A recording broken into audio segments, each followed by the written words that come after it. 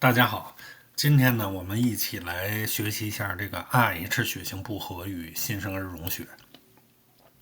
那么这个过程呢，其实相对来讲不是非常的容易理解，因为我们如果是比较快速的把它学过去的话，其实里边是存在一些容易遗漏的问题。那么这个就会导致大家在理解和记忆上呢会出现一些困难。今天呢，我们是希望呢，能够通过这个一起的这种总结把这个Rh血型不和到底是怎么回事然后怎么去解决为什么可以通过这些方法去解决把这个过程呢给大家捋清楚。那么首先我们看什么是Rh血型不和这个所谓Rh血型不和呢？先说什么是 Rh 血型，对吧？我们的血型大家都知道，最常用的是什么 ？A 型、B 型、O 型，是吧？我们叫 ABO 血型系统。那么当然，在 ABO 血型系统里，我们有4种血型分别是 A 型、B 型、O 型、AB 型这4种。但是呢，其实那你说它是由什么决定的呢？是由我们红细胞上这个 ABO 抗原所决定的这个。除了 ABO 血型系统我们红细胞上其实还有其他的血型系统，比如说今天咱们讲的这个 Rh血型系统呢，主要是看这个 Rh 这个抗原到底是有还是没有，或者是叫阳性还是阴性那么如果红细胞上有 Rh 阳性的这个抗原，我们就叫做 Rh 阳性血如果它没有这个抗原我们叫 Rh 阴性血。那么当然呢，我们说其实在整体的人群中Rh 阳性是一个大多数的这么一个数量，也就是说，只要是它是一个，因为它属于一个什么呢？就是显性的这么一个因子，如果是占优势父母双方只要有一个是阳性的，那么孩子就会出现阳性，除非是父母双方都是阴性，或者说呢，父母双方虽然是有阳性的，但是它属于一个叫做杂合子就是里边那个隐性的那个基因呢和另外一个来源的隐性基因结合在一起，这样它才是阴性在整体人群中尤其是在我们中国人里边这个 Rh 阳性是占了绝大多数那么相对来讲 Rh 阴性血其实是少数那么我们所最常说的熊猫血是什么呢？第一是 AB 型，第二它还是 Rh 阴性所以这个在中国人的群体里其实是最罕见的我们叫熊猫血。那么 Rh 血型不和发生在这种怀孕生产期间呢，主要是体现在哪方面？就是 Rh 阴性的母亲生有一个 Rh 阳性的这种孩子那么这个母亲体内呢，如果要是有 Rh 的抗体，就会攻击胎儿的这个或者说小孩新生儿的红细胞导致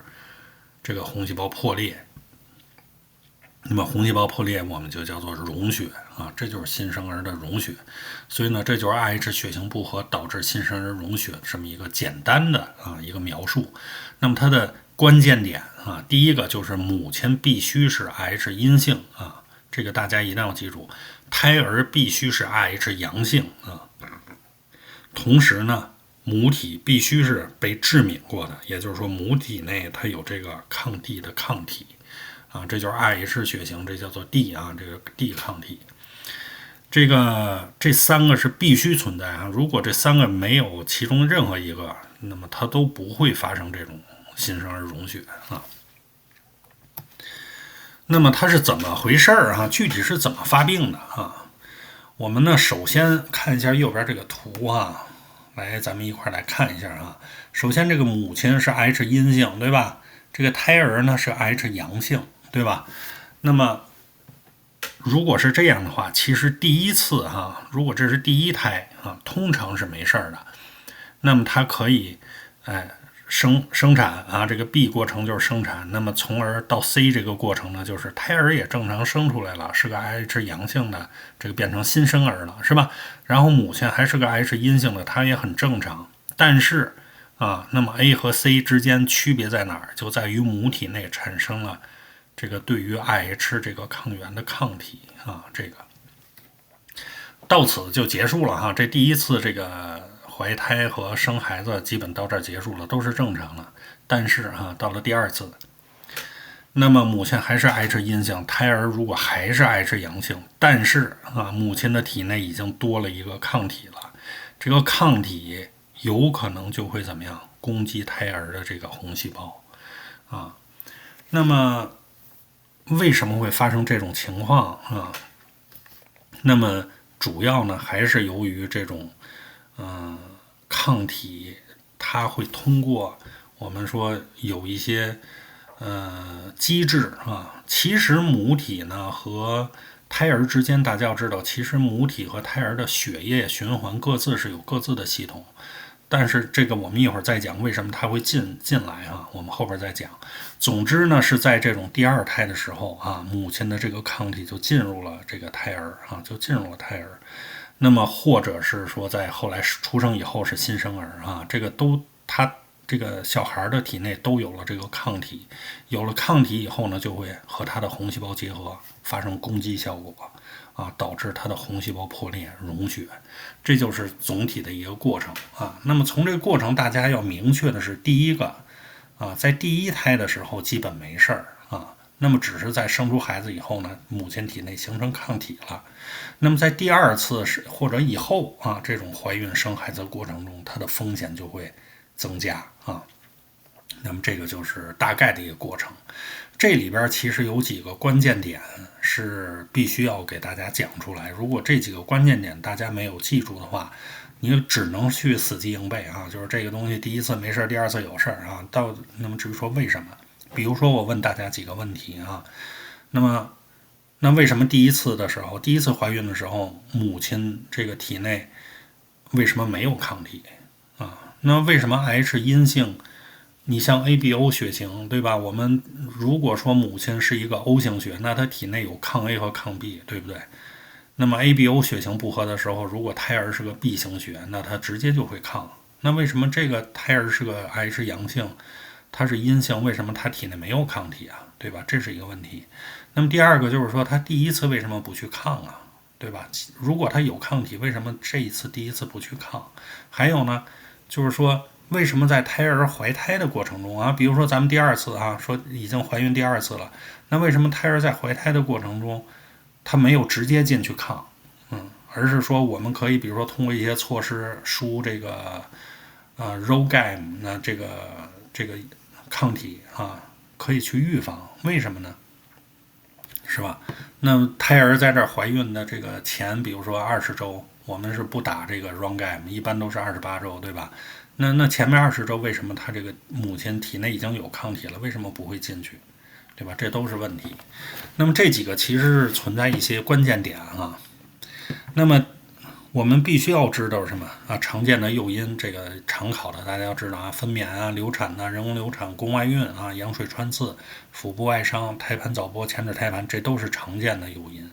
那么重点要记忆，第一次没事啊，第二次开始就风险大幅度上升了。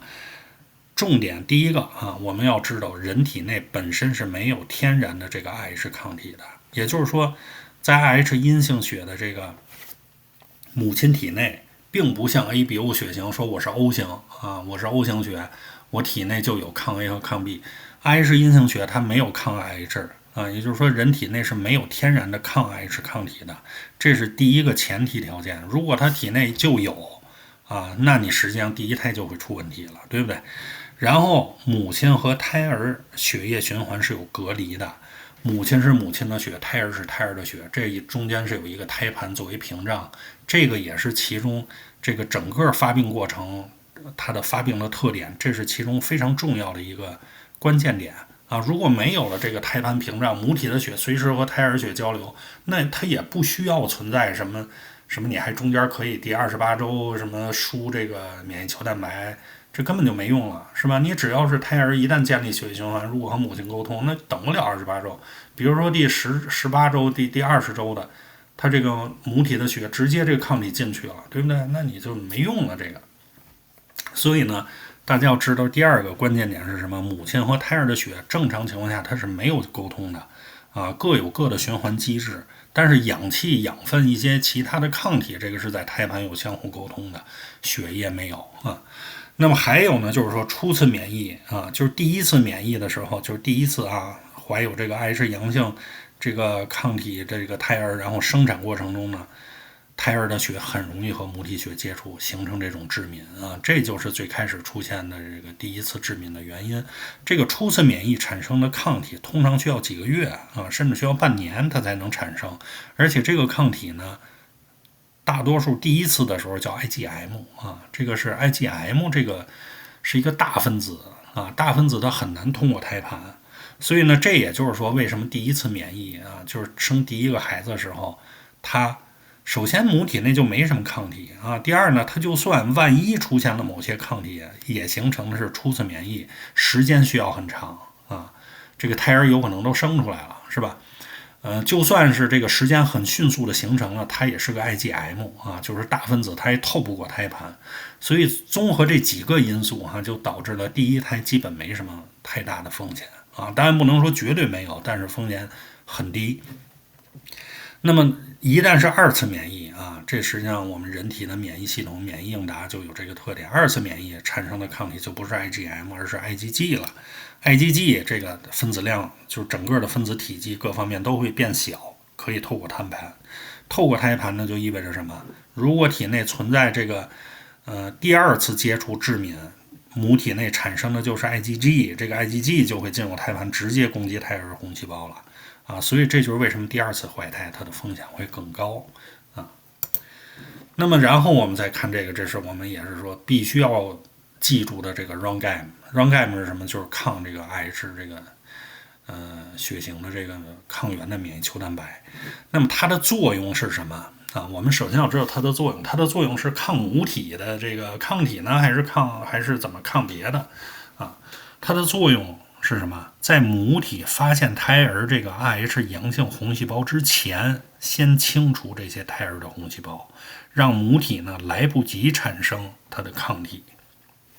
什么意思啊？比如说我们这是第二胎啊，我们说高危的时候，第二胎怀孕了，我们知道它是个 Rh 阳性啊，那么这个时候它是 Rh 阳性的胎儿，我们这个时候在28周给他这个RONGAM 母体去肌肉注射或者静脉注射打了这个，主要的目的是什么？主要的目的是为了预防在这个28周或者说孕晚期的时候，这个胎盘可能会出现一些构造的变化啊，这个时候是可能会有一些隐匿性的胎儿的血进入到母体，是一个高危时期。所以呢，你有了这个抗体，经过母体胆汁以后，直接就把这些很隐匿的这种高危的，比如说有少量的胎儿血进入母体了，直接就给清掉，它是直接抗这个抗体的啊。那么这就是它的功能啊。所以呢，如果这个胎儿的血刚刚进入到母体就被这个抗体直接给免疫球蛋白直接给清除掉了，那么母体就不会产生出 IgG 的抗体啊，所以就不会对这个胎儿构成危害啊。那么同时呢，我们说在分娩后的72小时内也是一个高危阶段啊。那么分娩的时候，就是我们刚才提到过，第一次其实就已经出现了，在分娩的时候，胎儿的血就容易进入到母体，但是因为这个时候胎儿已经出来了，是吧？它进入母体再形成抗体，对它没有影响。但是第二次就不一样了，你第二次这个生出这个孩子以后或者说其实第一次就应该用那么只要是生孩子生出来以后这个胎儿的血就已经和母体有这种相互的刺激关系了，你这个时候就应该是怎么样打这个药清除什么分娩的时候进入母体的这个胎儿的红细胞，保护下一胎实际上第一次怀孕的时候生孩子以后就要打这个就要打这个，打完这个保护的是谁？不是保护的现在这个小孩，而是清除了什么母体内的这些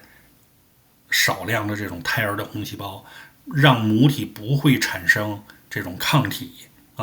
然后呢保护下一个胎儿，这个就是它的作用啊。那么包括什么流产呐、羊膜腔穿刺啊、腹部外伤，这些都有可能导致少量的胎儿血进入到母体啊，进入到母体的血液系统，产生抗体致敏。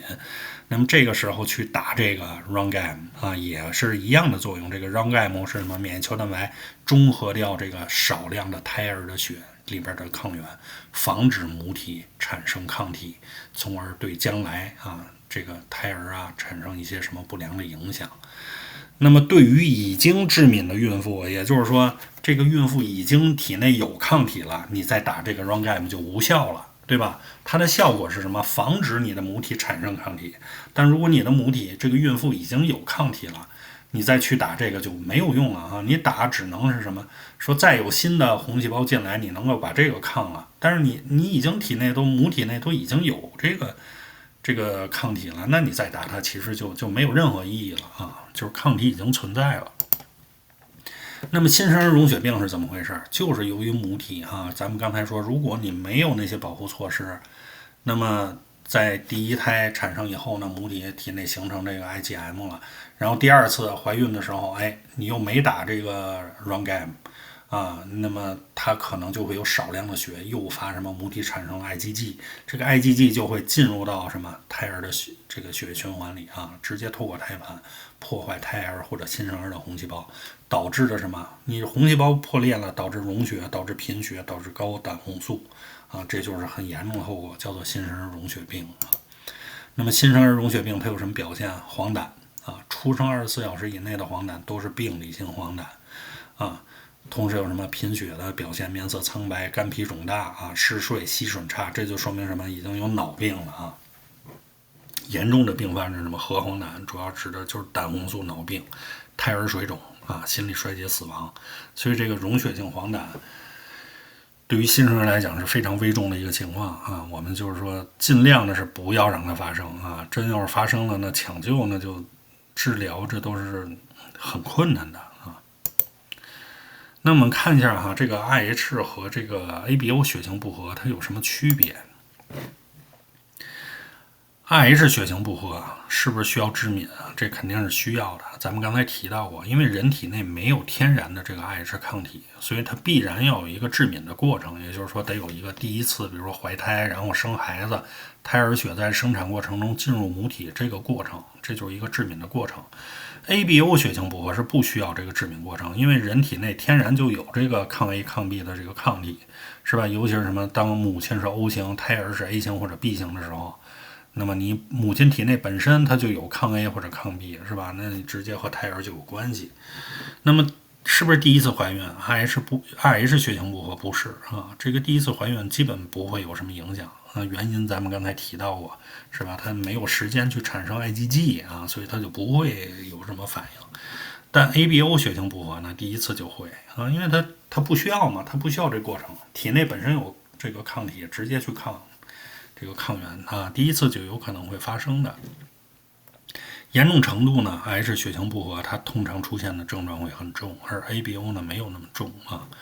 那么是不是能预防？这个是可以的。H 血型不合可以通过打这个 RONGAM， 咱们刚才提到这个抗体是一个免疫球蛋白，可以清除什么进入母体的少量的胎儿血，这个血呢是一个致敏源，你通过打这个可以直接把它清除掉它维持时间也是挺长不是说只管这几天，通常是几周以上所以这个是有效的预防。但是 ABO 血型不合这个目前没有什么明显的说特效的预防用药。我们看几个题第一个说什么？一个护士这个叫一个孕妇是 IH 阴性的血型，然后28周呢去打这个药是吧 RONGAM， 然后哪一个陈述证明这个孕妇理解了这个作用适应症？第一个说什么？这个药物呢会治疗贫血，治疗这个婴儿的贫血，这肯定不对新生儿贫血。第二个说是治疗什么？这个预防我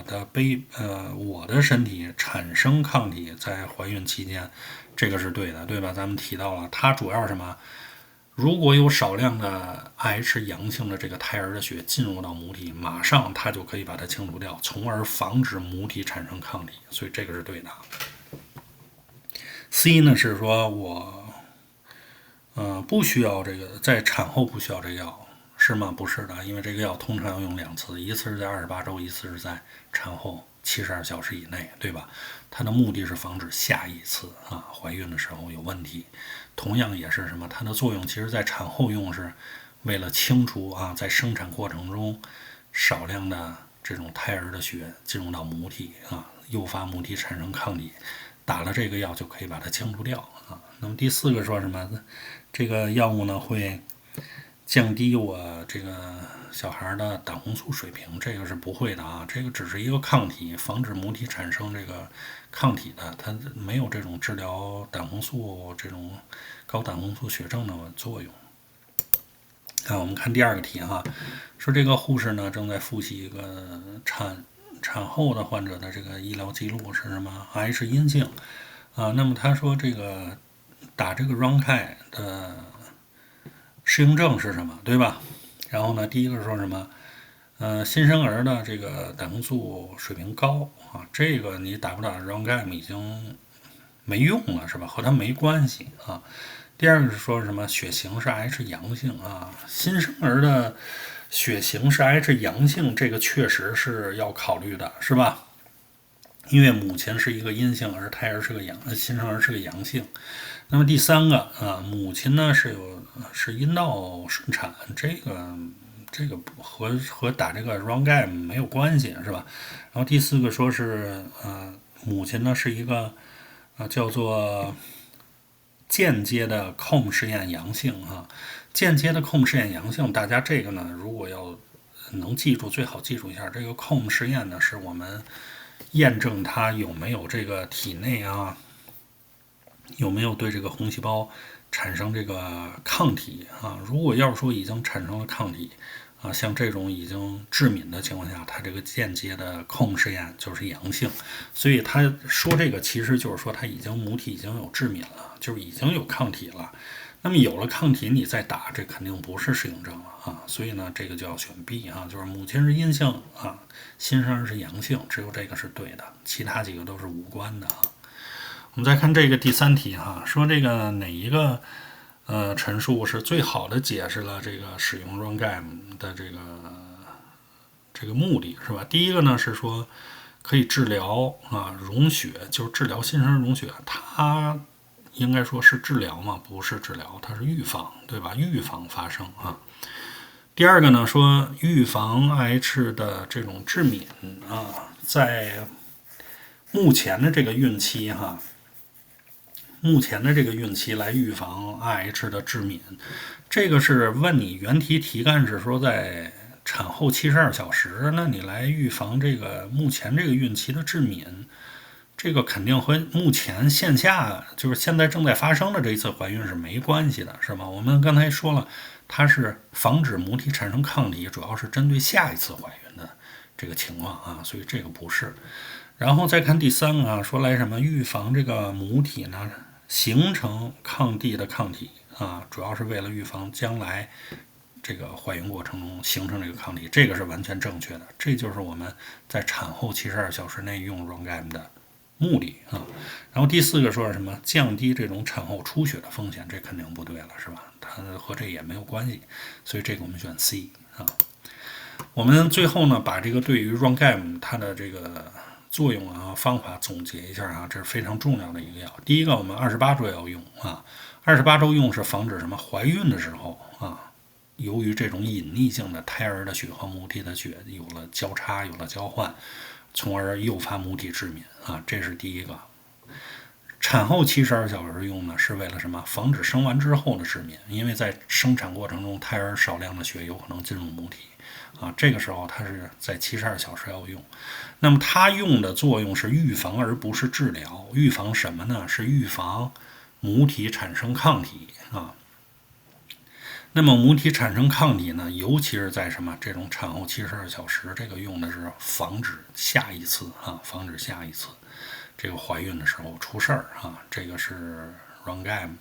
那么如果已经有致敏了也就是说比如说万一举个例子，这个母体由于在某些特殊情况下H 阴性血，然后呢又输了 Rh 阳性的血啊，输过血，输的还是 Rh 阳性啊，那么它就相当于已经有过接触，已经致敏了。那么这个时候你再打这个 RONGAM 实际上就无效了啊。好，那么有关这个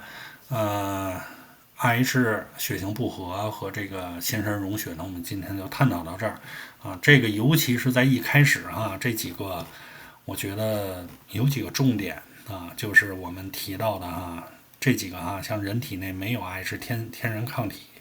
母亲和胎儿的血液循环有隔离哈。另外，第一次免疫产生的抗体是 IgM，而且需要时间很长，它就通过不了胎盘。而后期二次免疫是 IgG 可以通过胎盘，这几个是非常重要，而且书上相对可能不太注意讲这几点啊。那么这个大家理解了呢，对于你理解整个啊这个 Rh 血型不合的这个发病机制啊和特点就会很有帮助。好，今天我们就讲到这儿，谢谢各位。